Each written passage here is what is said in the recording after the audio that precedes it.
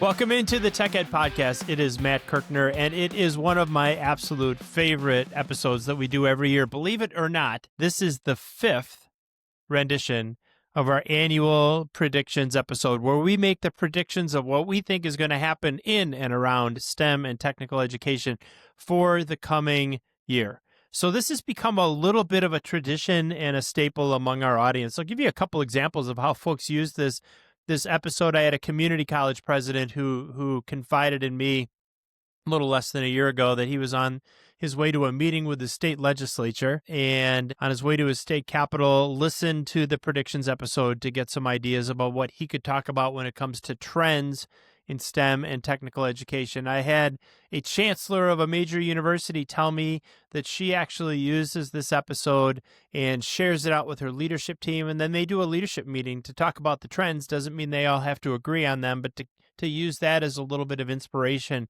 for their discussion. I know a school district superintendent well, and that individual told me that he sent the episode last year to his entire school board to get them understanding and thinking about innovation and disrupting in STEM and technical education and education in general. So that's what we love to hear about this predictions episode, is that people are putting it to use. We get tons of great feedback for it. So I'm glad you're on with us. I'm glad you're hearing what we think is going to happen in STEM and technical education in the coming year. Now, I have to set up a couple things for you. If you haven't listened to this episode before, we spend a little time talking about the predictions we made last year and then giving ourselves a score on how well we do.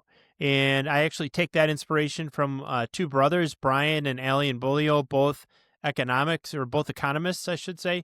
And those two gentlemen every year would make predictions about the economy. And then when I'd see them the following year, they would talk about how they did on their predictions. They did that for a couple of reasons. It was interesting to hear. It held them accountable, and it also created a tremendous amount of credibility. Why should I listen to them and what they think is going to happen next year unless they had some degree of accuracy with what actually happened last year? So that's why we do it. Before we get to this, another question I get quite often from people is, where do these predictions come from? Well, I want to tell you that in some ways, and I'm not pretending to be what we call a polymath because I'm certainly not one, but if you're familiar with that term, a polymath is someone who gains knowledge in a wide variety of disciplines and gains tremendous amounts of knowledge in a wide variety of disciplines. People like Aristotle or Ben Franklin or Elon Musk, Michelangelo, Newton, Da Vinci, these people have all been described as polymaths. Now, to be clear, I am not saying I'm anywhere near in the league as those individuals. But what I do believe is that the best predictions come about not when we think about a specific bit of information or an individual discipline, but when we think about how multiple disciplines, things like politics and policy and education and religion and technology and science, intersect. And it's at those points of intersection and considering how they are going to affect each other that I believe we come up with the best predictions. So again, not pretending to be a polymath, here's just a little bit of an idea of where some of this inspiration comes from when it comes to the predictions that we make every single year. I was reflecting a little bit on the year 2025, and I would tell you, and I mean this sincerely, I am the luckiest human being alive because of the work that we get to do in our companies, because of the work that our audience permits me and allows me to do on the Tech Ed Podcast. We cross paths with all kinds of different disciplines, all kinds of geographies, all kinds of businesses, all kinds of educators. Just to give you an example, over the course of this year, 2025, by now everybody knows I spent a week in China. It feels like it's all I'm able to talk about for the last 90 days. It was a totally transformative trip. Spent a week in Canada this year, 30 plus education and industry conferences that we attended. I keynoted almost 20 different events, spent 2 different trips visiting with business people in Florida. I hate to admit it, but I spend hundreds of hours a year on YouTube Shorts, X, LinkedIn, gathering data from social media, 50 meetings a year with tech companies. Looked at dozens of private equity deals and venture capital deals over the course of this last year. Spent 7 weeks in the mountains. I spent a week in the San Juan Islands. Serve on 9 boards of public and private institutions, go to church almost every Sunday. I read the Wall Street Journal, as everybody knows, also Political, The Hill, and JS Online, my local newspaper, pretty much daily. I listen to 8 separate political podcasts every week from 2 specific podcasters that produce 8 podcasts every single week. Listen to those relentlessly. Meetings with elected representatives, including one, by the way, last year with the House Speaker, which I haven't spoken much about here on the podcast, but that was a pretty special meeting. Several days in Washington, D.C. I visited museums, libraries, bookstores, all of this here in 2025, and probably the most interesting and most important 52 episodes of the Tech Ed Podcast, where we talk to people that are disrupting and innovating in technical and STEM education, people who are affecting public policy in our space, people that are running huge companies and having an impact on the globe. And I can tell you through all of that, it isn't any one of those sources of information, but the culmination of all of them, all these things I'm so blessed and fortunate to do throughout the year, that inspires the predictions you'll hear a little bit later on this episode of the Tech Ed Podcast. So, as I mentioned early on, we have this tradition, first of all, of giving ourselves a grade on how we did last year. We're going to talk now about what our predictions were for the year 2025 and how we did, and we give ourselves an overall score when we're done. So for those of you who listened to the 2025 edition of our predictions, as opposed to this one, the 2026 edition, you will remember that we started out with 3 competing trends in manufacturing that we thought were going to have a huge impact on STEM and technical education and the globe. The first one was we said that there was going to be more onshoring of manufacturing, that when we could get what we wanted, when we wanted, at a price we thought was fair, it was really easy to take the supply chain for granted. Then COVID happened. We realized the importance of domestic manufacturing and said that there would be more onshoring of manufacturing in the year 2025. So this definitely happened. But I will say that it was led really by just a handful of sectors. So we had huge onshoring here in the U.S., but it was primarily pharma and semiconductors. So as reported earlier this month in Fierce Pharma, which is a publication around the pharmaceutical industry, quote, collectively, major drug makers in 2025 have announced, get this is me talking, not the article, but more than $370 billion in investments, says the article, in U.S. projects over the next 5 years. So $370 billion with a B of investments in U.S. projects in pharma over the next 5 years were announced in that market space, according to what it says is a new fourth quarter market trend report from California-based contractor and construction manager DPR Conduction. That's what's going on in pharma, $370 billion of investments in the next 5 years. In the world of semiconductors, according to Brownstone Research, to date, more than 100 projects have been announced in 28 states, encompassing $540 billion in investment. Even more exciting is that these investments will result in more than 500,000 new jobs. More to come on onshoring. I think we're just getting started on this. So it's definitely a trend, because that trend was limited to fewer market sectors than we expected. We gave ourselves 4 stars on this one. We couldn't quite get all the way up to 5 stars, but 4 stars on our first of 13, by the way, predictions that we made for the year 2025. The second prediction is that the Trump tariffs were going to have an impact. We were already seeing increasing tariff pressure on the likes of China, Canada, Mexico, and our European manufacturing partners, especially in the automotive market. But in the end, I said in my prediction last year, tariffs will be nothing near the 25% numbers that were kicked about at that point in time. So we're saying on this particular one, we are generally correct. So we were way more correct than we weren't. In other words, the tariff numbers were going to come down significantly off the peaks that were being bantered about in late 2024, I guess it would have been. And here's what we figured out. You look back at several companies in our company portfolio and our business portfolio. We actually built a model early in 2025 for how the tariffs were going to impact our business. And I want you to compare what we were looking at a little less than a year ago to where those numbers are now. We did a lot of business with the EU, at the European Union. At that point in time, tariffs were 20%. Those have settled in, most goods around 15%. China, at the time, we were talking about tariffs of 145%. Best estimates today, and it's a mushy number because of all the different tariff policy that we're dealing with. Best estimates, tariffs on China down from 145% that were being threatened to about 47%. Japan was 24%. It's now 15%. The UK was 10%. It is still 10%. Canada was 25%. And now for goods inside the U.S.-Mexico-Canada agreement, the USMCA, there are no tariffs. And ones outside that agreement, they can be as high as 35%. and then some of them are 25% and higher. We're talking about things like steel, aluminum, certain ag products, and so on. But generally correct on the Trump tariffs. They are not anywhere near as high as what we were talking about a year ago. We gave ourselves 3.5 stars out of a potential 5 on that particular prediction. Prediction number 3 from last year, the contracting manufacturing economy will become the story of Q1 of 2025. If you recall, we said that, our sense was the manufacturing economy was contracting, but nobody was talking about it. We absolutely nailed this prediction. 5 stars. According to the Wall Street Journal, U.S. manufacturing activity contracted for the 9th consecutive month in November of 2025, a decline manufacturers attribute to the Trump tariffs. Regardless of where they are coming from, the Institute for Supply Management, the PMI for manufacturing, which is an index we track to find out whether the manufacturing economy is contracting or expanding, was 48.2. It decreased from 48.7 in October. Any number less than 50 is a contracting economy.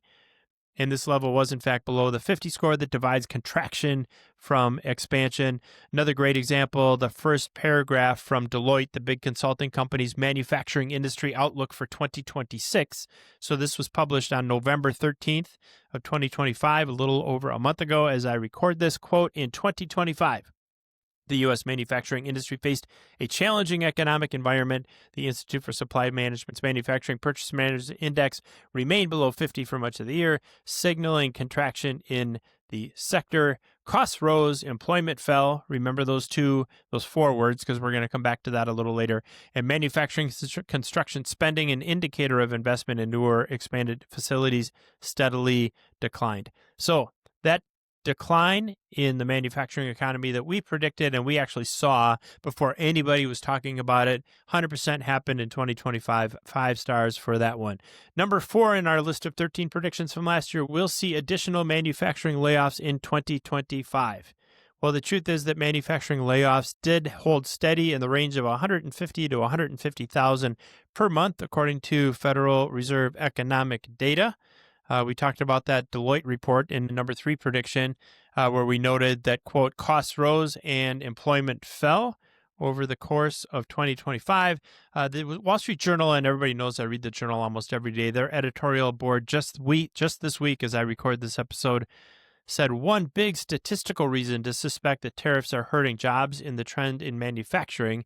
Remember when tariffs were supposed to produce a U.S. manufacturing boom? It hasn't happened. In July, Bureau of Labor Standards reported 12,755,000 workers in all manufacturing industries. The number rose by a few thousand through April of this year, but then began to fall each and every month, and in November hit 12,697,000. That's a net loss of 58,000 jobs, including 19,000 in the last 3 months. So technically we were right on this one, but I will tell you it wasn't actually the spike that we would have expected. We talk about 58,000 jobs, a loss of that kind of a number across the U.S. economy.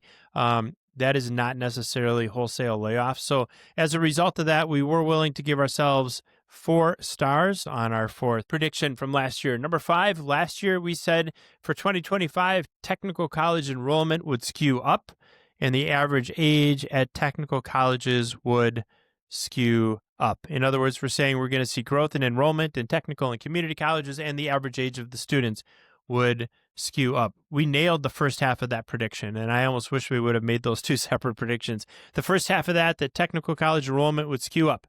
According to Community College Daily, community college enrollment was up 4% in 2025. In that article, it says, quote, while enrollment in programs like computer and information science is seeing a large decrease this fall, that means this fall of 25, trade majors continue to grow in areas such as engineering technologies, 8.3% growth, mechanic and repair technologies, 10.4% growth, health professions, 10.1% growth, all according to, as that article references, an NSC Research Center report.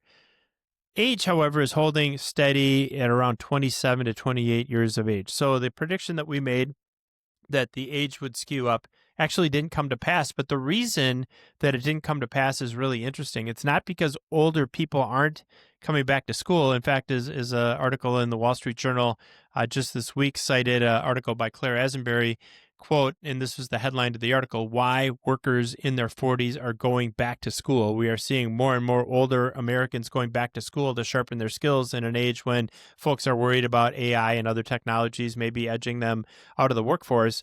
So it wasn't because older people weren't going back to school that the average age in the technical college and community college didn't skew up.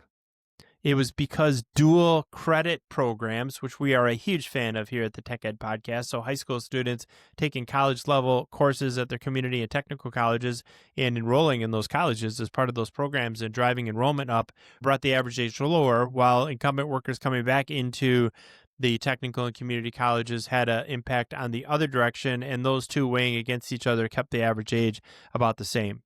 The reason that technical and community college average age of students did not skew up in 25 is because we had more younger people enrolling in dual credit opportunities. I am more than happy to be wrong on that prediction if that is the reason. So we gave ourselves 3 stars on that particular prediction. Again, we combined the enrollment increasing and the average age increasing into one prediction. 3 stars. Number 6, funding would skew toward dislocated workers, boot camps, rapid upskilling, third-party certifications. Put the cart before the horse. We ended up giving ourselves 4 stars on this one, that funding for workforce training and training in general would skew toward dislocated workers and short-term training programs. According to the Institute for College Access and Success, quote, as part of the budget reconciliation legislation known as H.R. 1 or the One Big Beautiful Bill Act, Congress expanded access to Pell Grant funds, and most of us know this if we are in the space, for students enrolled in programs that are shorter than the previous minimum required length. That article goes on to say, starting in July 1st of 2026, so this is next year, programs between 150 and 599 clock hours that can be completed in as little as 8 to 15 weeks may become eligible for workforce Pell Grants for the first time. Previously, Pell Grants could only be used to pay for programs that provide at least 600 clock hours of instruction and are offered for a minimum of 15 weeks. According to one organization that I follow, this is separate from the article I just mentioned, but according to HCM Strategist, over the past year alone, states have committed approximately $511 million to launch 26 new short-term credential initiatives, a clear sign that states continue to significantly expand their investments in short-term, non-degree credentials at a moment of rapid change in national workforce and higher education policy. So, you say, wait a minute, Matt, I am managing WIOA funding in my state. Wait a minute, we're seeing Department of Labor funding being cut in my state. And so we have funding that is coming out of, in many cases, short-term training programs. I agree. And that is the reason that we only gave ourselves 4 stars on this. The trend is 100% in the direction we said it would be. But as somebody who serves on my local workforce board, we also see some of the impacts of funding being reduced in certain areas of education funding, especially for incumbent workers. So we were only able to give ourselves 4 stars on that particular prediction. I will take it. Number 7, skilled trades opportunities will largely be immune from this trend of workforce funding disappearing and moving toward dislocated worker funding. This is 100% true. 5 stars on this one. Executive order from the Trump administration preparing Americans for high-paying, skilled trade jobs of the future. Quote, it is, and this is right out of the president's executive order, it is the policy of the United States to optimize and target federal investments in workforce development to align with our country's reindustrialization needs and equip American workers to fill the growing demand for skilled trades and other occupations. My administration, meaning President Trump's administration, will further protect and strengthen registered apprenticeships and build on their success to seize new opportunities and unlock the limitless potential of the American worker. Funding has stayed still and, if anything, has grown toward apprenticeships and other skilled trades opportunities. 5 stars on prediction number 7. Number 8. Dislocated worker funding will be less focused on traditional workforce reskilling programs and more focused on emerging technologies like automation, robotics, integration, machine learning, and artificial intelligence. I was tough on us for this one. I gave us 2.5 stars. And here is why. If you think about those last 2 technologies, machine learning and artificial intelligence, plenty of effort, plenty of funding around AI and machine learning upskilling. Where we missed a little bit, I think, is on automation, robotics, and integration. I think we were just a little early on this one. I think if you believe what you're hearing, and I read Politico, I mentioned a while ago, pretty much every single day. Great publication, kind of a moderate publication when it comes to views on politics. Some might even say a little bit toward the left, as opposed to the Wall Street Journal that has a little bit more of a rightward skew in its reporting, and if you're asking me. But according to Politico, earlier this month, Commerce Secretary Howard Lutnick has been meeting with robotics industry CEOs and is, quote, all in on accelerating the industry's development, according to 3 people familiar with discussions who were granted anonymity to share details. The administration is considering issuing an executive order on robotics in 2026. I think we were right on this one, but we weren't right about this being something that happens in 2025. So being only fair, we gave ourselves 2.5 out of a possible 5 stars on that particular prediction. Now, our prediction for this next one, number 9, on the other hand, received an absolute hands down 5 stars. That prediction was that we will see more flexible degrees like the University of Wisconsin Stout Automation Leadership degree in the coming year. And for those of you that aren't familiar, that particular degree awards 88 credits toward a 120 credit baccalaureate degree for credits earned outside the university, including credits earned at technical and community colleges and those earned because students hold the right third-party credentials. The most innovative baccalaureate degree in the entire country, and I stand by that. And we said we would see more of those types of degrees here in 2025. Did we? Well, let's talk about another Deloitte Consulting report from earlier in the year. It was called 2025 Trends in Higher Education. Trend number 3 on their list, the future of the 4-year degree. And I read from that report, the rapidly changing economic, political, and social landscape has shifted conversations about the traditional 4-year degree as questions about the value of post-secondary education are added to concerns about access to college. Increasing numbers of Americans are wondering about the applicability and financial sustainability of 4 years in college. In response, and here comes the punchline, some institutions have shifted their focus to new credentials. The result is a proliferation of alternative pathways from apprenticeships and certifications to accelerated degree programs. These options are increasingly favored by students, their families, and employers alike for their cost effectiveness and quicker path to employment. Challenging, and I love this, the traditional 4-year college model. Higher education institutions are creatively responding by breaking the 120 credit hour degree into shorter, more manageable segments, expanding dual credit enrollment programs, integrating more experiential learning opportunities, and developing flexible competency-based degree programs. My goodness, if that isn't exactly what we're about here at the Tech Ed Podcast, shaking up the world of higher education, technical education, and STEM education, I don't know what is. We were 100% right on that particular prediction.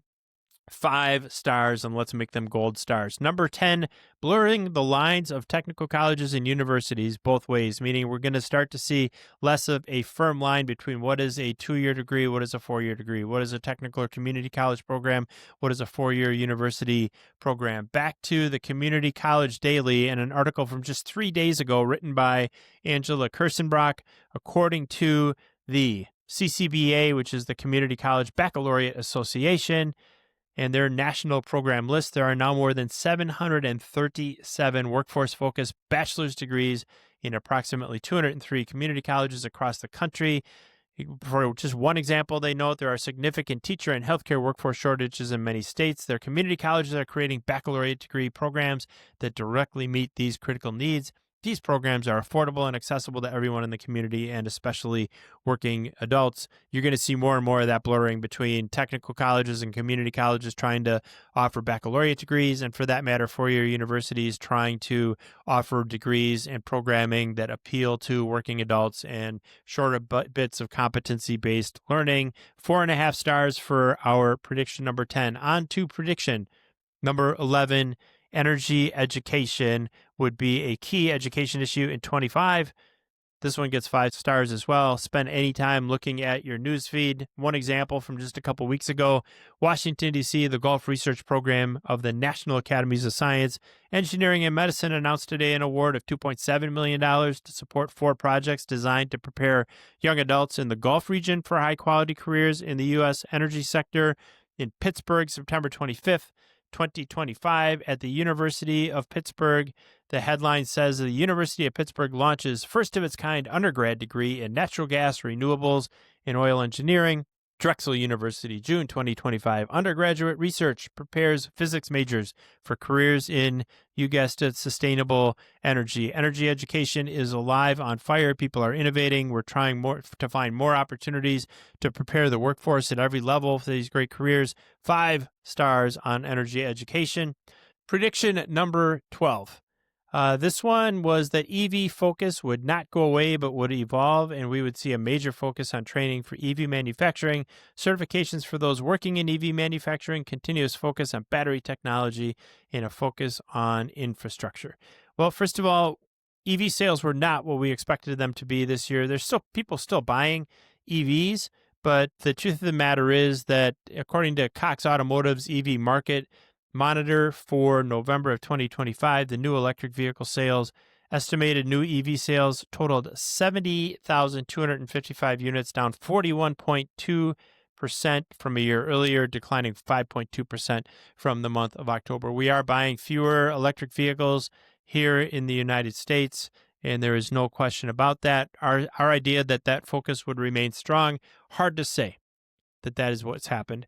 On the other hand, on the training side, that side of the equation is alive and well. I think people are recognizing that EV, while there was just some tax policy, there were some incentives for people to buy EVs, and that was obviously, as many of us remember, a source of friction between Elon Musk and the president earlier this year, when a lot of those incentives fell out of the U.S. tax policy.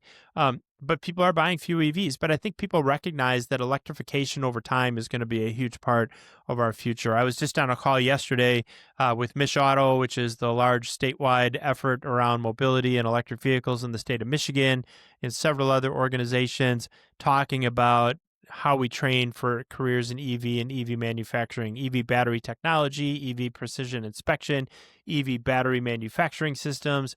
This is alive and well, and I think as we see spending on infrastructure over the long term, medium to long term, let's say the next 5 to 10 years, an increased focus on electrification, that is going to continue. So I think we got the training side of this right. We got the prediction side, in part because we didn't predict and anticipate some of the tax policy that came our way. We got the EV volume side wrong, gave ourselves 2.5 stars on that one. So half score of 5. 2.5 stars for prediction number 12. Now we are talking about prediction number 13.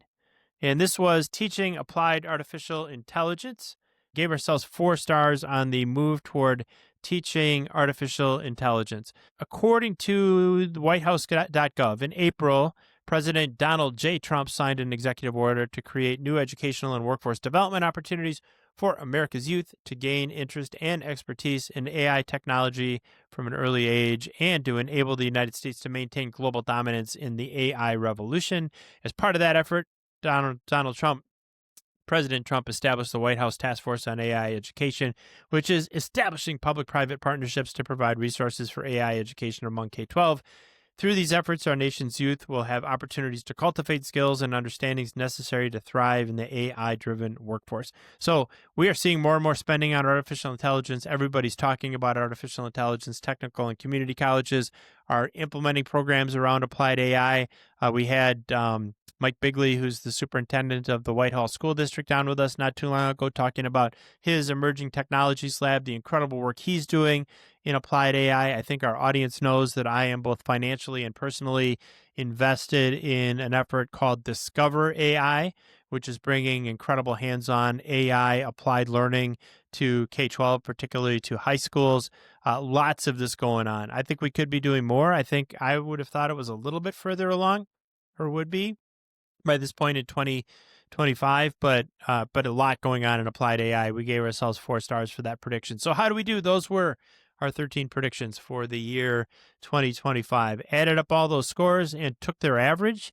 Again, 0 stars would mean we got nothing right. 5 stars would mean we got everything right.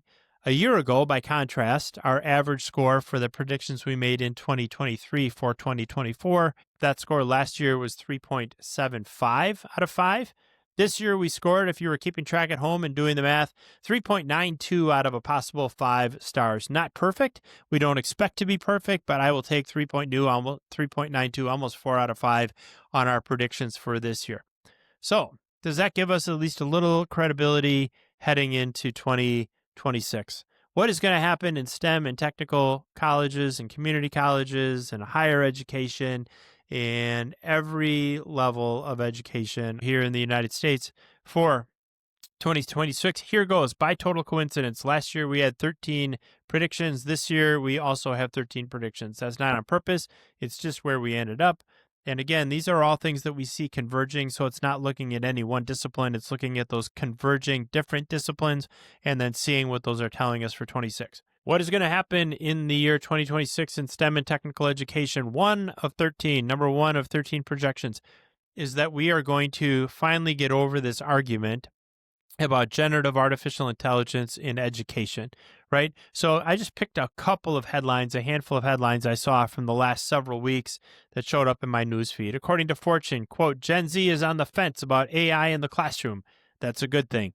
According to the 74, quote, pre-K teachers are hesitant to use AI. Why? According to WHYY, ban it or use it, how teachers are grappling with generative AI in the classroom. Education Week headline, a rising use of AI in schools comes with big downsides for students. USC Today, AI is changing how students learn or avoid learning. And Education Week again, teachers worry AI will impede students' critical thinking skills. Folks, editorially, we got to get away from this idea that we can't be using generative artificial intelligence in the classroom. Of course, it belongs in the classroom. That's what our students are using, whether they're in the classroom or out of the classroom. It doesn't replace, and we can't let it replace learning. We have to modify how we're delivering learning, how we're testing competency, how we're creating experiential learning for students so they're not replacing knowledge with artificial intelligence. But make no mistake, AI belongs in the classroom. I think as we get to the end of 2026, we will have put to bed most of these arguments about whether or not we should be using AI in education, and we will be on to figuring out how we can use it most effectively. All right. That is number one. Number two, in no particular order, is in our predictions for 2026. Rare earth minerals are going to become a huge focus in the world of education. One of the news sources I read almost every day, I don't know if I mentioned it in the intro, I go to Reuters all the time and read the headlines, and if an article interests me, I dive into that. One did on October 30th of this year, talks about rare earth minerals. The rare earth minerals are comprised of 17 elements, including lanthanides and lanthanoids and scandium and yttrium. Those are the 17 elements that comprise our rare earth minerals. Rare earths and the magnets that they're sometimes made into can be found in all kinds of technology. You find them in our iPhones or in our appliances at home, military equipment, electric vehicles, medical equipment, oil refining. So without these rare earth minerals, our economy and all of our technology grinds to a halt. Here's the tricky part. China accounts for 60% of all global mine production and 90% of all refined production, maybe even more than that, and rare earth magnet output. So in other words, China is accounting for 60% of the mine production and 90% of the refining of rare earth minerals. There are projects underway all over the world, the United States and Europe, in Australia, to find another supply chain. We're not there yet. As we've heard in the news recently, China is restricting exports in some cases of a lot of these elements and the equipment needed to mine and refine them. And that is a big problem for the United States. So a couple things to note, despite their name, they are not necessarily rare. I talked on this podcast earlier this year how my friend Tim Sullivan, who was the chairman and CEO of Bucyrus, sold that company for $8.6, I believe the number was, $1 billion to Caterpillar several years ago, said we have more rare earth minerals here in the United States than we know what to do with. It's just that we have so many permitting and environmental restrictions that are preventing us to get them. So we've got them here. The refining capacity is really expensive and can take 5 years to build. And so that's a constraint to be able to refine them into materials we can use in technology.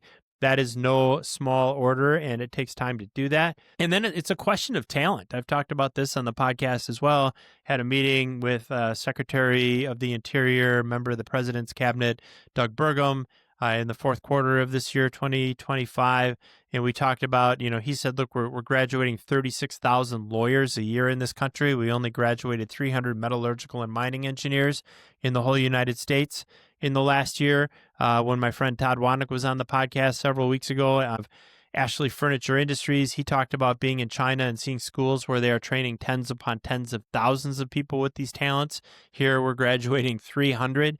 Had Jim Rankin, who at the time was the president of the South Dakota School of Mines, on the podcast not too long ago. He said of these four disciplines, geology, mining engineering, and geology engineering, there are only 4 schools across the United States that teach all 4 of those disciplines. So we're in big trouble in terms of producing talent. We are waking up to that in terms of public policy. Look for, over the course of the next 12 months, increasing interest and investments in rare earth minerals programs at every single level of education.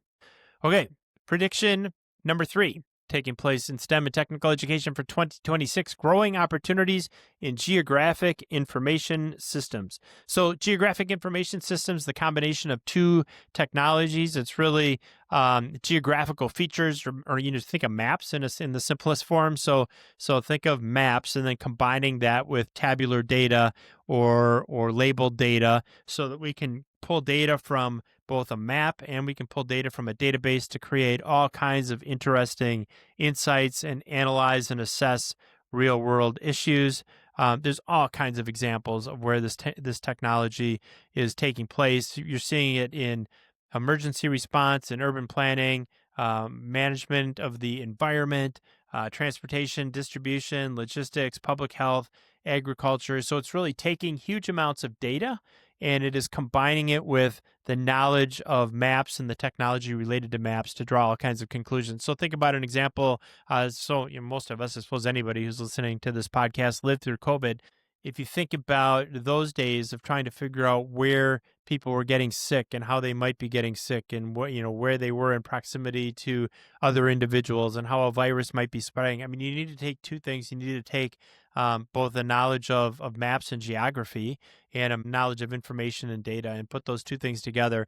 There's just so many applications for this technology. In many ways, it's an emerging technology, and we're going to see a lot of opportunities for students to be learning this technology. Great jobs in this space, by the way, combining technology, information systems, and a love and an interest in the outdoors. Is just one example. This is from an article I read back in September of this year. The University of Cincinnati secured a donation of geosciences software from a global energy technology company, and that was just around GIS, what we call this GIS, and it was a donation of $158 million just in the GIS space. So expect this to be a hugely emerging technology, a hugely emerging discipline. And when we look back at the end of 2026, we will be saying, wow, there's all kinds of interest and all kinds of advancement and investment in GIS because it affects every single aspect and every single sector of our economy.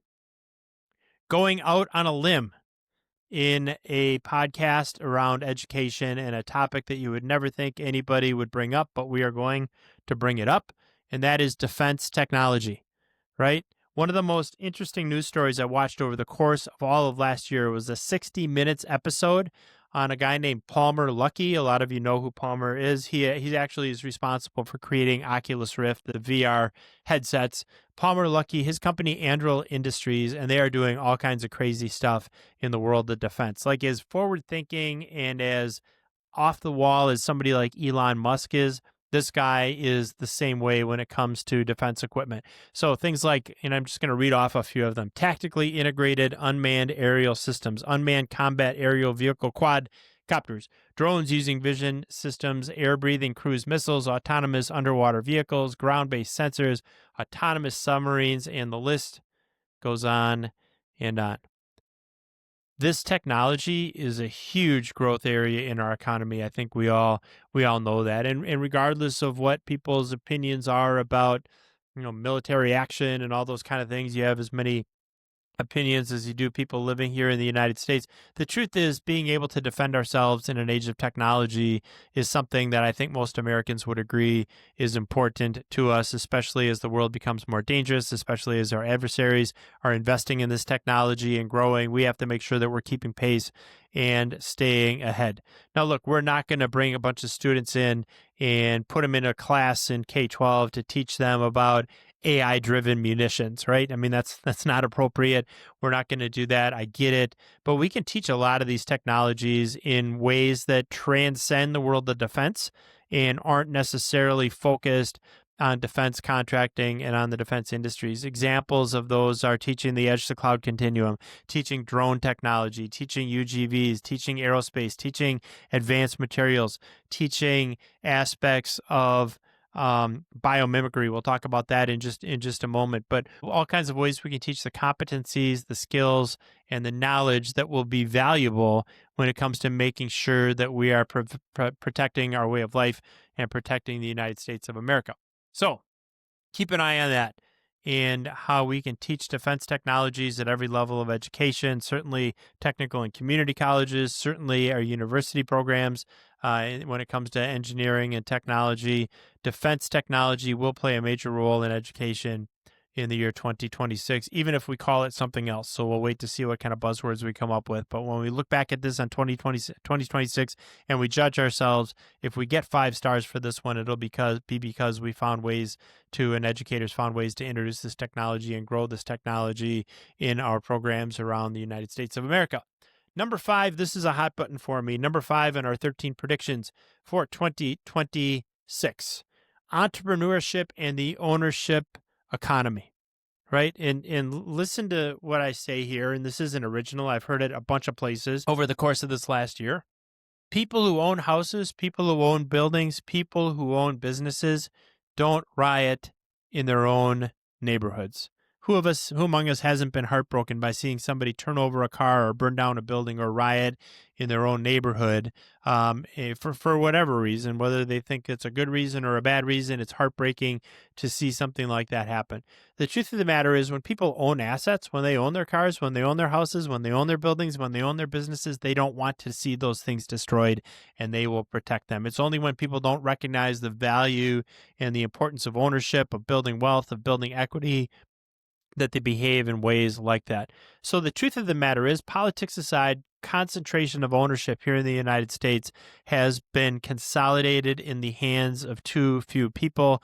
And I'm a believer that that is a big source of many of the problems that we have here in our economy. Now, it's the collateral damage of things like the gig economy and the shared economy, where we don't want to own things. We just want to be able to tap in and use them, right? What difference does what the Dow is doing or the S&P or NASDAQ, S&P 500 or NASDAQ is doing make to someone who isn't in the stock market? They probably don't care, right? Talk to any Gen Z. Real estate and owning real estate where they would want to live is almost unreachable for them. The combination of mortgage rates being where they are, the combination of real estate prices being where they are, in many cases because we've got tremendous wealth concentrated in the baby boom generation, and they are owning those assets, and they are owning multiple houses, for example. I'm not against that. That's all fine.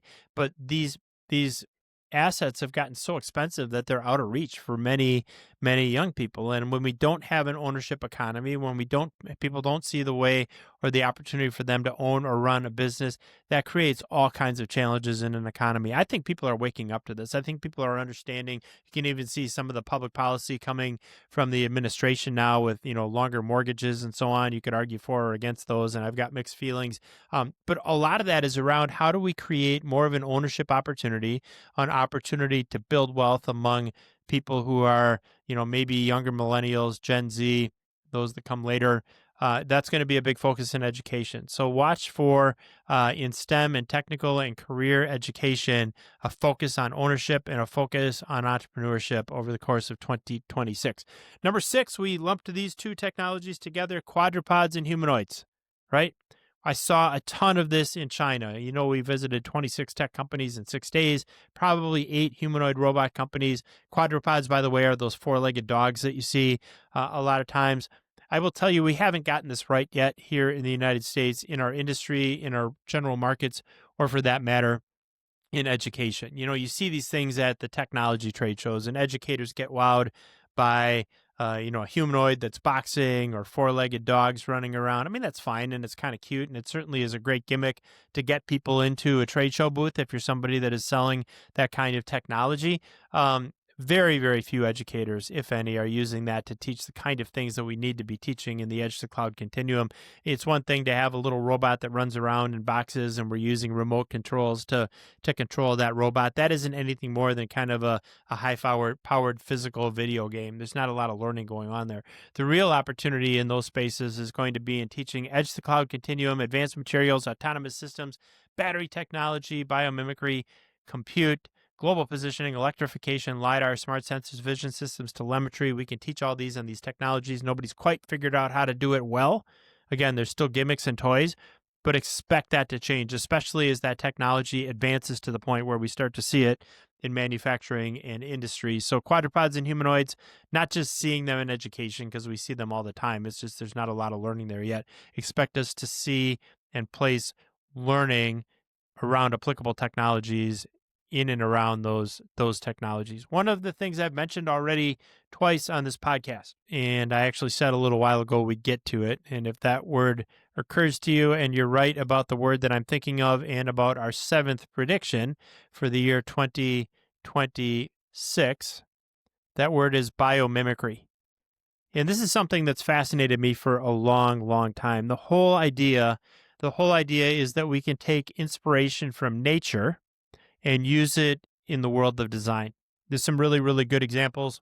We've created some really, really cool germ-resistant materials by looking at how shark skin works and how it reacts to the potential of germs being introduced. One of my favorite examples, and I live not too far from Lake Michigan in Wisconsin, and there's this bird. It's called a kingfisher. You can look it up. They're really, really cool birds, and we have one that hangs out by our house in the summertime. It's a beautiful, beautiful bird. And if you look at a picture of that bird, you will notice that it has a very, very unique beak. The beak on the kingfisher is what inspired the bullet trains in Japan. The shape of that beak, its aerodynamics, its strength, is what inspired how they designed a bullet train in Japan. So this is just one of hundreds and hundreds and thousands of examples of biomimicry, where when we're talking about mechanical design, when we're talking about designing new products, new applications, new materials, looking to nature for inspiration, and then mirroring what we are seeing in nature. So biomimicry, and we can expect to see more and more educators at every level building that into their design programs. It's something that fascinates me. Okay, another thing that fascinates me is quantum physics, right? And if you have ever looked at, one example would be Schrodinger's cat. You can look that up. That's kind of a quantum physics theory. There's another experiment where they shoot an atom between two slits and kind of look at the results of that on a wall. Fascinating stuff, and I'm not doing any justice to that explanation. But if you look at the quantum physics slit experiment, it'll kind of explain it. There's all kinds of crazy stuff that happens at the quantum level, like the level way too small for us to be able to see things that we just don't understand. Where the laws of nature, the laws of physics just get blown up, and things at the quantum level that will absolutely blow your mind. This is the basis, by the way, of what we call quantum computing. Great article that I read from the Sloan School at MIT, the Massachusetts Institute of Technology. They wrote their quantum index report, published it on August 19th of 2025. It said quantum processor performance is improving. Quantum technology patents are soaring. By the way, 60% of them are held by China, followed by the United States and Japan. When it comes to technology patents for quantum computing, there's more venture funding in this space for quantum tech, and that reached a new high last year. As a matter of fact, quantum skills and training are growing in importance as companies begin to focus on workforce development. Demand for quantum skills has tripled since 2018, and tens of billions of dollars are being spent on quantum computing. Why is this important? Well, it uses quantum mechanics to process information, and it allows us to solve super, super complex problems way faster than we've ever been able to solve them before. So they're going to be able to transform areas like artificial intelligence, pharmaceuticals, healthcare, finance, cybersecurity. It involves insane amounts of math and physics and computer science, but it is fascinating, cool, is quantum physics, quantum mechanics, and quantum computing. So look for careers like quantum software and hardware engineers, quantum algorithm researchers, quantum physicists, etc., to explode over the course of 2026. Degrees in things like physics, nanotechnology, computer science will be increasingly important. So as we continue to move into the age of quantum computing that is going to transform every single market space, there will be all kinds of opportunities for students of all ages and at every level of education to learn this important technology. When we look over our shoulder at 2026, we will have seen an increased focus on that technology. Okay, I have a name for this prediction number 9 that we are going to come back to over and over and over again. And I have a theory behind it, and I'm having fun with this theory. When we think about marketing careers, what discipline, let's think about a university just for the sake of argument, what discipline or what college or what school within a university does marketing belong in? Think about that, answer that question. I am going to venture a guess that the vast majority of us said communications and or business. I am going to venture a guess that that is all going to change. And one of our big predictions for the year 2026 is that marketing goes STEM. And what I mean by that is that less and less will marketing be about necessarily raw communications or selling the sizzle like we learned in business. It's going to be all about data, and it's going to be all about science, technology, engineering, and math. I've talked ad infinitum on this podcast about the observations from China in the world of e-commerce. We'll link those episodes up in the show notes if you want to go back and listen to them. But I learned in China that it is absolutely amazing what is happening in the world of marketing and e-commerce, and it's all becoming tech.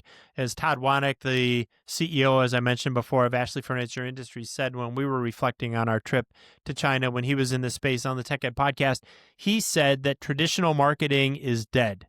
He said it's not gone yet, but it is dying, and I think he is exactly right. There's a really, really interesting article in the Wall Street Journal on the 15th of December of 2025. The title of it was AI is about to empty Madison Avenue. As we all know, Madison Avenue is the street in New York where kind of the marketing disciplines live. He says smart, it's written by the way, by Rajiv Kohli, if I'm saying his name right, last name spelled Kohli. Smart advertisements from Google, Meta, and Amazon sideline agencies and creative workers. At their core, Google, Meta, and to a lesser extent Amazon are advertising behemoths. Last year, Google earned 78% of the $346 billion in revenue from advertising. Meta, 98% of $164 billion stemmed from ads. Amazon earned $56 billion from direct advertising. Together, these three companies ranked in nearly half of the $1 trillion in ad spending worldwide. All right. So Nielsen, again, according to the same article, tracked more than 1 million performance campaigns and found that, for example, AI-powered campaigns on YouTube delivered 17% higher returns. Google reports that advertising using AI-powered search campaigns typically see 14% more conversions at a similar cost. Now, here's one of the things that I love, and it is when we talk about something here on the Tech Ed podcast that nobody else is talking about because of those convergences and disciplines that we see that we talked about earlier. And then 3 or 4 months later, or maybe even longer, we start reading about them in places like the Wall Street Journal. When I started, singing the praises of the incredible e-commerce transformation that I saw when I was in China and brought that back here to the U.S. to tell our audience about that, we were months and months and months ahead of what we are just starting to see now in, let's just call it traditional media or in the mainstream media. And I don't mean that in a political sense, but just in terms of our usual media outlets. We're way, way ahead on this, right? Marketing is going STEM. You heard it here first on the Tech Ed podcast back in September or so when we started talking about this. We've now put a label on it. Marketing is going STEM. Watch that. Remember that it happened. Remember that you heard it here on the Tech Ed podcast and hold us accountable at the end of 2026 when we come back and review our predictions for that year. Okay, closing in, we're now on number 10.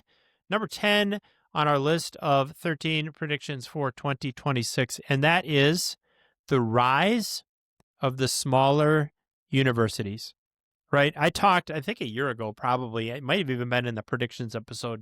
Don't quote me on that, about how we're seeing a lot of these smaller universities that are starting to close their doors. I had several examples here in my home state of Wisconsin. One of them just really a mile or so from my house, Cardinal Stritch University, which is being now rebirthed into a really, really cool STEM school. More on that.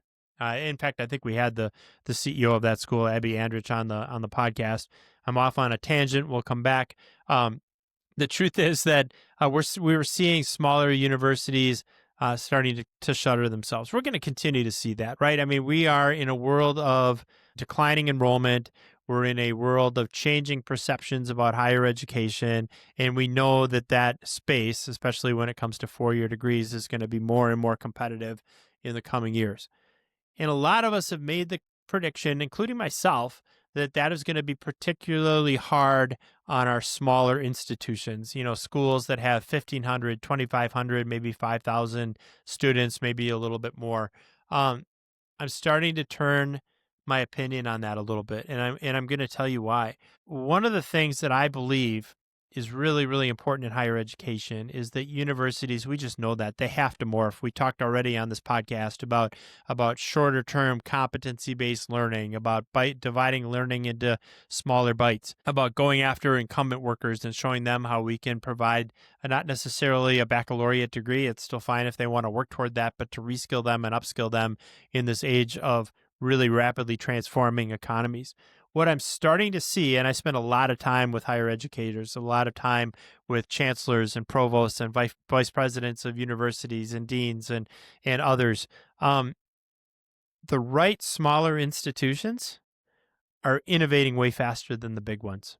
And so for those smaller institutions that are looking at education a new way, that are looking at, and they're nimble and they're chopping up their degree programs and they're building more technology into their programs and they're really quickly pivoting to things like artificial intelligence and machine learning and applied AI, they are starting to find an edge in the world of higher education. And it's those larger institutions with the huge names and the gigantic endowments that I see changing much more slowly.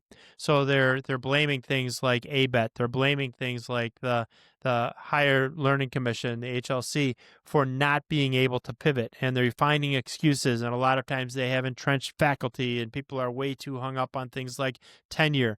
And we're finding, as we spend time with institutions large and small, that a lot of these large institutions with huge brand names are not changing fast enough. So I believe for the smaller universities, the smaller colleges, four-year universities and colleges that are morphing quickly and telling their stories, there's a great opportunity in the market for those schools.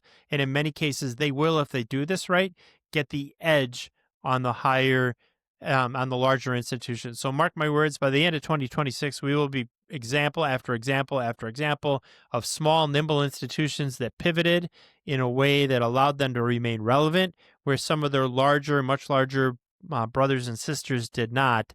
And I think that the future is actually really bright for the right smaller institutions in higher education. So we'll come back and we'll revisit that in a year and see how we did.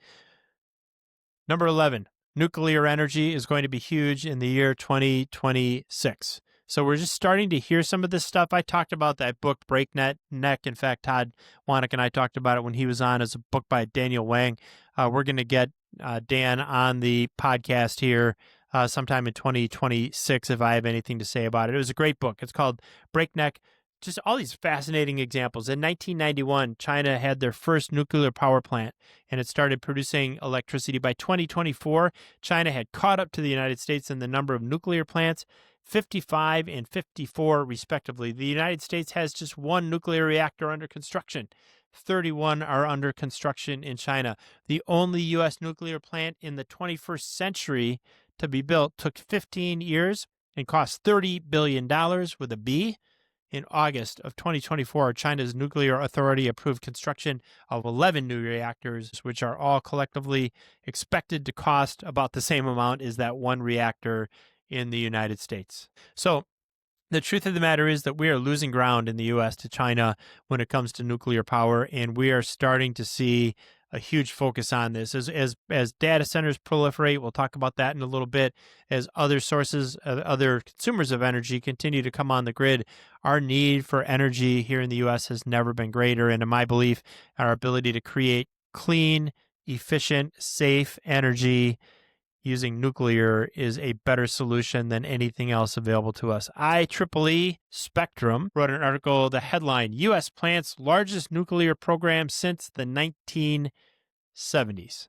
And it says the United States aims to embark on its most active new nuclear construction program since the 1970s in its most high-dollar nuclear deal yet. The Trump administration in October of this year launched a partnership to build at least $80 billion with AB worth of new large-scale nuclear reactors. We are investing in nuclear here in the United States. We need a talent pool at every level, nuclear engineers, nuclear plant and energy plant technicians, HVAC technicians. We'll come back to that topic.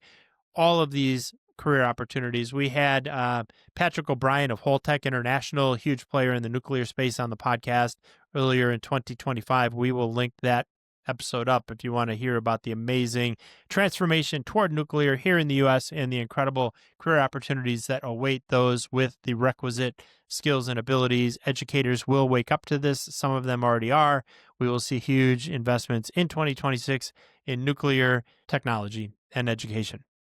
We've got 2 to go here on our list of 13 predictions for technical and STEM education in 2026. Number 12 is the huge impact that the gigantic, unbelievable investments in data centers is going to have on the United States. So we all know, we talk about the edge to cloud continuum, the what we call the fog, or what we call the cloud, is these data centers. They're popping up all over the place.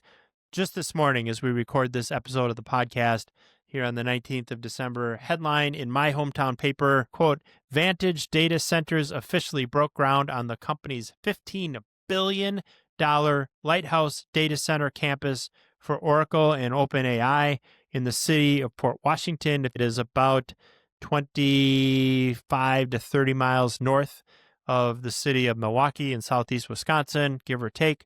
I'm going to go back to that article that I referenced a little while ago by Rajiv Kohli in the Wall Street Journal just recently, within the last month. Quote, the corporate arms race for dominance in artificial intelligence is on. You got to get some of these numbers. This year, America's large tech firms will spend about $400 billion on AI infrastructure.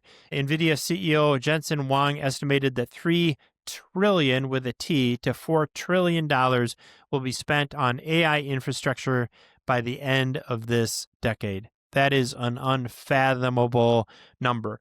Here's probably the most interesting piece that I saw when it comes to this. And I think people who know the podcast, people who have listened to me, people who know my employment history know that I've had an ever-evolving relationship with labor unions. I've worked in plants where I thought that they were way too powerful and held us back. I've seen where they can be incredibly effective at protecting workers' rights and making sure that we have safe environments for our employees to work in. So this is not a political observation or a value observation on labor unions one way or the other, because depending on the circumstance, like anything else, I think there's some positives and some negatives. But I want to hear, when we think about these kind of developments, right?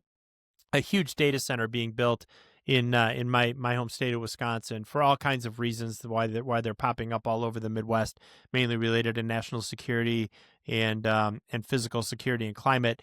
But at any rate, here's an article that was transcribed from the Wisconsin Public Radio, November 18th of 2025, and it says, labor unions and educators are among those in Wisconsin's construction industry hailing data center projects as long-term job creators. While companies pour billions of dollars into data center projects in Wisconsin and across the country to fill the high demand for artificial intelligence, those projects would serve as training grounds for the next generation of construction workers.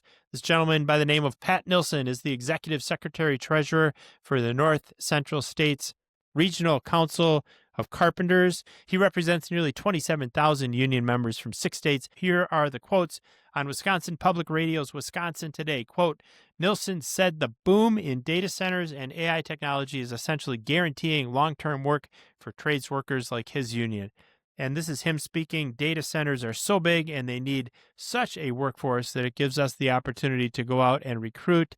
He said the apprentices go through our apprenticeship program, but they also get on-the-job hours that they need. We are talking about electricians, HVAC technicians, production leaders, engineers, project managers, maintenance technicians, data architects, big data engineers, data center security engineers, infrastructure engineers, IT operations managers, AI specialists, cloud experts, all of these amazing career opportunities resulting because of the proliferation of data centers, of AI infrastructure, incredible investments in these technologies, creating amazing jobs across the employment spectrum. Okay, number 13.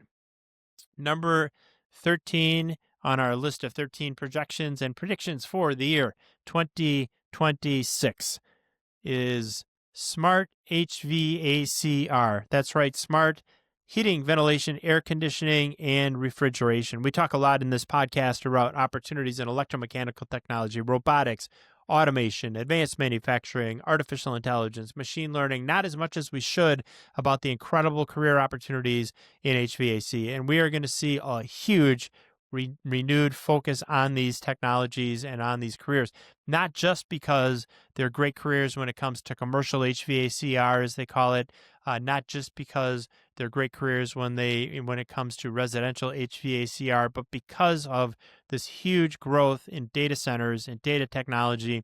We need even more of those folks. Let me give you a couple examples. According to the Bureau of Labor Statistics Occupational Handbook, the need for HVACR technicians will grow at a rate of 8% for the next 10 years, adding 40,100 openings every single year. I saw this article in ACHR News. October 10th is when I saw this article. Enrollment in college-level HVACR training programs in the U.S. jumped this year, 2025, an encouraging development for educators and others trying to help people find a career in the trades. According to the National Student Clearinghouse Research Center, this is an organization that keeps track of U.S. college enrollment statistics. 25,971 people were enrolled this spring in two-year HVACR programs at schools that offer associate degrees, a nearly 29% increase when it came compared to spring of 2024. Now, here's what I'm going to note is that 25,971 people enrolled is great. Those are two-year programs. We have 40,100 openings every year. And that's the reason, by the way, for this prediction. We're talking about careers like AV technician, HVAC installer, HVAC service technician, refrigeration technicians, HVAC engineers, project managers, service technicians. And by the way, this is at every level of education. I'm going to come up with a little bit of a shout out to a very good friend of mine, a longtime friend of mine. His name is Scott Larson. His family owned and it continues to help lead a huge HVAC distribution company, one of the largest in the country. His family created a program at the University of Colorado Boulder called the Larson Building Systems Laboratory. I've been there. It's amazing. But that building systems library is a facility in the HVAC industry where they study entire HVAC systems in a controlled dynamic environment, and they've got repeatable test conditions. They're checking out the latest and greatest in smart HVAC technology for our higher educations. Yes, it's used for education, but it's also used for research and designed for dynamic testing of complete and full-scale commercial HVAC building systems. And activities in that lab are things like evaluation and testing of algorithms and hardware for HVAC, looking at multiple control systems of HVAC, dynamic interactions between building thermal responses and system controls. You can start to see that a lot of this technology is so very similar to what we see in advanced manufacturing and the technology we talk about here all the time on the Tech Ed podcast. In many ways, this technology is emerging. It's becoming smarter. It's becoming more data-driven. It's relying on those smart sensors and smart devices that we talk about here all the time on the Tech Ed podcast. So really, really cool stuff happening in HVACR. That is our 13th prediction, is when we come back and look at this a year from now, we will see more growth and more investment in these really, really cool technologies. So I'm going to really quickly go back through what we're expecting for 2026. Number one, we are going to see more use of generative AI in education, And so we are going to get away from this idea that we shouldn't be using generative artificial intelligence in the world of education. Of course, it needs to be there. Our students should be using it. Our teachers and our professors and our instructors should be using it. Number two, huge focus on rare earth minerals. We are going to see that technology come under huge interest in the world of STEM and technical education over the course of the next 12 to 18 months, I think particularly in the next 12 months. Growing opportunities in GIS, Geographic Information Systems. We are expecting that. Our fourth prediction was more and more opportunities to teach defense technology in creative and age-appropriate and education-appropriate ways in STEM and technical education. Number five, entrepreneurship and the ownership economy. Number six, the advance of systems that actually teach quadrupeds and humanoids in a way that brings some of the emerging technologies to life, not just a cool toy for the classroom. Number seven, biomimicry. Number eight, quantum computing. Number nine, remember you heard it here first, marketing goes STEM. Marketing will be a career in the STEM and technical education realm, and we're going to hear about that more and more over the course of the next 12 months. And you heard it here for the first time right here on the Tech Ed Podcast. Number 10, the rise of the smaller universities, those that are nimble, those that are creative, those that find ways to meet students where they are, to meet the workforce where they are. You're going to see incredible growth in smaller universities if they're playing their cards right. Number 11 was nuclear technology. We're going to see more and more nuclear tech, and there's huge investments in nuclear tech. That's going to drive a huge need for the talent that is needed in that space. Number 12, our data centers are going to create and continue to create all kinds of new and growing career opportunities for young people and students of all ages and learners of all ages. Education has to adapt. Number 13, smart HVAC, smart HVACR, I should say, so heating, ventilation, air conditioning, and refrigeration, and that will continue to grow here in the year 2026. That is about a wrap on our predictions for the coming 12 months in STEM and technical education. Again, we got a 3.92 out of 5 on our predictions for last year. We'll see if we can't better that score next year. Oh, and by the way, as we do every single year, one final prediction here on the Tech Ed Podcast, and it doesn't count on our list of 13. It's a 14th secret one, but you all know what it is. We guarantee you that the place to come for the best in news, in trends, in interviews, in advancements in STEM and technical education will absolutely be, hands down, the number one podcast in STEM and technical education, one of the top technical and technology podcasts on the globe, 99th percentile, by the way, in terms of downloads and views for technology podcasts in the entire planet. That, of course, is the Tech Ed Podcast. And yes, of course, we'll be here for another year, our 6th year, believe it or not, here on the Tech Ed Podcast, bringing you another 52 episodes of incredible content. Thanks so much for an incredible 2025. We are so blessed to have so many amazing people as part of our ecosystem, as part of our family here at the Tech Ed Podcast. Wishing you the happiest of New Year's. It is going to be an incredible 2026 in STEM and technical education. Can't wait to spend that year with you here at the Tech Ed Podcast. Check out the show notes for this episode, by the way, at techedpodcast.com/predictions26. So techedpodcast.com/predictions, the word, and then the letters, or the numbers, I should say, 26. Predictions 26. When you're done there, check us out on social media. Again, we are taking off absolutely on YouTube. Insane amounts of views of certain episodes. You will find us all over social media as well. Facebook, TikTok, Instagram, LinkedIn, wherever you go for your social media. Check out the Tech Ed Podcast. We would love to hear from you. And we would love to hear you and see you next week on the Tech Ed Podcast, where we will begin 2026. Thanks for being with us, everybody. I'm Matt Kirchner, your host, and this is the Tech Ed Podcast.